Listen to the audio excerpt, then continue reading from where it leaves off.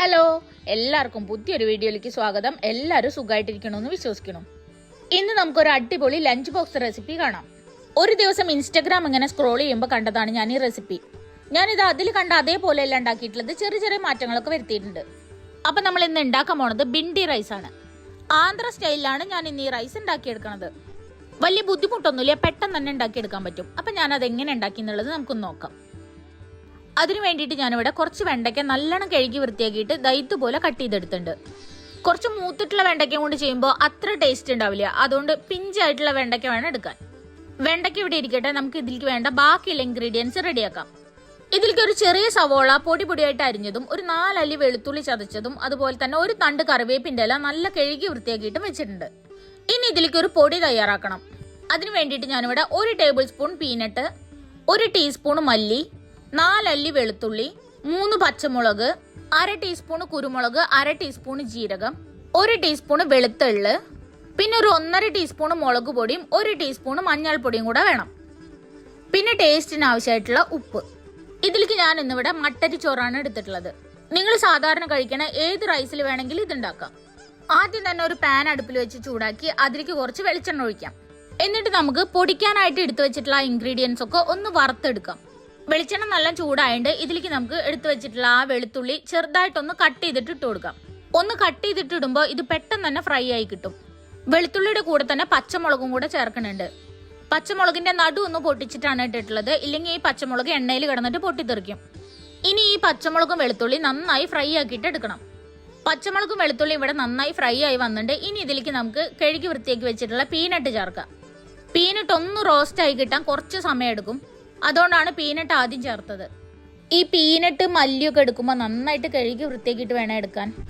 Peanut ഇവിടെ നന്നായി roast ആയി വന്നിട്ടുണ്ട്. ഇനി ഇതിലേക്ക് നമുക്ക് മല്ലി, എള്ള്, ജീരകം, കുരുമുളക് ഇതെല്ലാം കൂടെ ചേർക്കാം. ഒരു 2 മിനിറ്റ് ഈ എണ്ണയിലിട്ടിട്ട് ഒന്ന് ഇളക്കുമ്പോഴത്തേനും ഇത് നന്നായി മൂത്ത് വരും. നന്നായി ഇളക്കി കൊടുക്കണം, ഇല്ലെങ്കിൽ എള്ള് പെട്ടെന്ന് കരിഞ്ഞു പോകും. ഇപ്പൊ എല്ലാം നന്നായി മൂത്ത് വന്നിട്ടുണ്ട്. ഇനി നമുക്ക് ഇതിലേക്ക് ഒരു 1/2 ടീസ്പൂൺ മുളക് പൊടി ചേർക്കാം. തീ ലോ ഫ്ലെയിമിലേക്ക് മാറ്റിയിട്ട് വേണം ഈ മുളക് പൊടി ചേർക്കാൻ, ഇല്ലെങ്കിൽ ഈ മുളക് പൊടി പെട്ടെന്ന് തന്നെ കരിഞ്ഞു പോകും. ഇത്രയും മുളക് പൊടി ചേർത്തോണ്ട് തന്നെ ഇത് കുറച്ച് സ്പൈസി ആയിട്ടുള്ള ഒരു റൈസാണ്. കുട്ടികൾക്ക് ലഞ്ച് ബോക്സിനൊക്കെ കൊടുത്തു വിടാനാണെങ്കിൽ മുളക് പൊടിയുടെ അളവ് കുറച്ചും കൂടെ കുറയ്ക്കാം. ഇപ്പൊ എല്ലാം നന്നായി മൂത്ത് വന്നിട്ടുണ്ട്. ഇനി നമുക്ക് ഇതൊരു പ്ലേറ്റിലേക്ക് മാറ്റാം. ഒന്ന് ചൂടാറിയിട്ട് വേണം ഇതൊന്ന് പൊടിച്ചെടുക്കാൻ. ഇനി അതേ പാനിലേക്ക് കുറച്ച് വെളിച്ചെണ്ണ ഒഴിക്കാം. ആ വീഡിയോയിൽ ഇത് നല്ലെണ്ണയിലാണ് ഉണ്ടാക്കുന്നത്. ഇവിടെ ആർക്കും നല്ലെണ്ണയുടെ ഫ്ലേവർ അത്ര ഇഷ്ടമില്ലാത്തതുകൊണ്ടാണ് ഞാൻ ഇന്ന് വെളിച്ചെണ്ണ എടുത്തത്.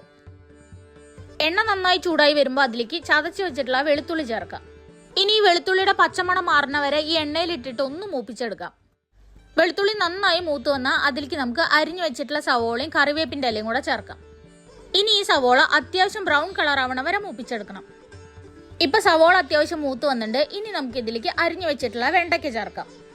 ഇനി ഇതെല്ലാം കൂടെ നന്നായി ഇളക്കി യോജിപ്പിച്ചിട്ട് ആ വെണ്ടയ്ക്കൊക്കെ നല്ല ഫ്രൈ ആക്കിയിട്ട് എടുക്കണം.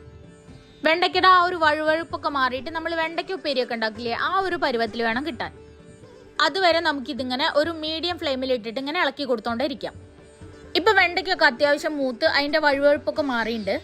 ഇനി നമുക്ക് ഇതിലേക്ക് 1 ടീസ്പൂൺ മഞ്ഞൾപ്പൊടിയും 1/2 ടീസ്പൂൺ ഉപ്പും കൂടെ ചേർക്കാം. ഉപ്പ് കുറവാണെന്ന് തോന്നുകയാണെങ്കിൽ നമുക്ക് പിന്നീട് നോക്കിയിട്ട് ചേർക്കാം. ഇനി ഇതെല്ലാം കൂടെ നന്നായി ഇളക്കി യോജിപ്പിക്കണം. ആ ഉപ്പും മഞ്ഞൾപ്പൊടിയൊക്കെ വെണ്ടയ്ക്കയുടെ എല്ലാ ഭാഗത്തും നന്നായി പിടിക്കട്ടെ.